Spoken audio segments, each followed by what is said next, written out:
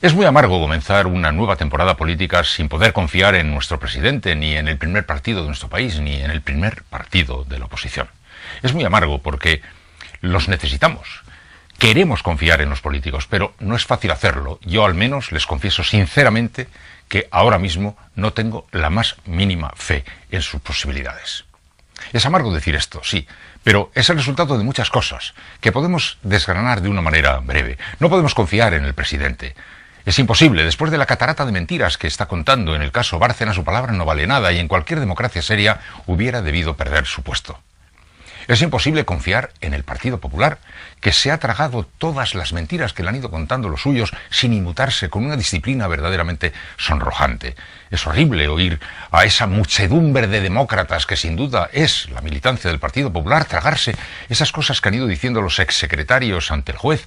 Nosotros no controlábamos para nada a los tesoreros. Sin aceptar, por tanto, la pregunta subsiguiente que sería lógica: ¿quiénes controlaban entonces? ¿Los presidentes? ¿Rajoy y Aznar?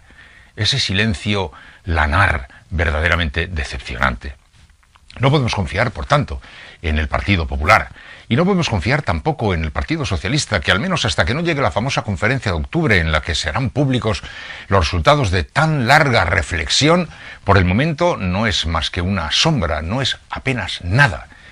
Y no podemos confiar tampoco en muchos otros partidos, como todos aquellos que han tenido casos de corrupción y no han sabido enfrentarse con verdadera sinceridad. El caso de Convergencia y Unió es verdaderamente clamoroso. No es escandaloso que, como decía, esas enormes muchedumbres de demócratas que son los militantes de esos partidos les hayan permitido pasar por estos trances, caso Bárcenas, caso de las trampas en los ERES de Andalucía, en el Partido Socialista, de los casos del Palau en Barcelona, se hayan saldado sin que haya habido una sola responsabilidad política asumida, ni una sola responsabilidad política asumida. Eso es sencillamente vergonzoso. Sí, es vergonzoso. Y no nos vale que digan que era Andalucía la salida de Griñán. La salida de Griñán es una salida inteligente, es una salida, en fin, bueno, pues puede ser prudente, pero en todo caso no es la asunción de ninguna responsabilidad, que no sé si le correspondía a él.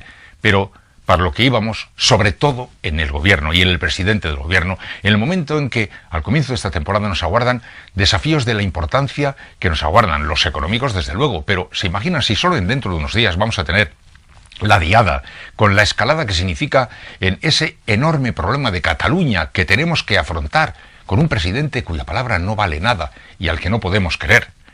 Como dentro de poco también los tribunales europeos van a dictaminar lo definitivo en el caso Parauta y nos podemos encontrar de pronto con un asunto verdaderamente muy notable, con 70 y tantas excarcelaciones de etarras, asuntos muy interesantes también para gestionar y para comentar ante la opinión pública, pero con un presidente cuya palabra no vale nada y, en fin, y todas las novedades que tienen que producir en el Consejo General del Poder Judicial antes de un mes, un montón de cosas trascendentales en las cuales nos vamos a ver metidos sin que la palabra de nuestros políticos valga nada y sobre todo la de nuestro presidente, que ahora mismo está manteniendo la normalidad de la apariencia de su autoridad cuando la ha perdido por completo ante muchísimos ciudadanos, yo repito, por lo menos ante mí.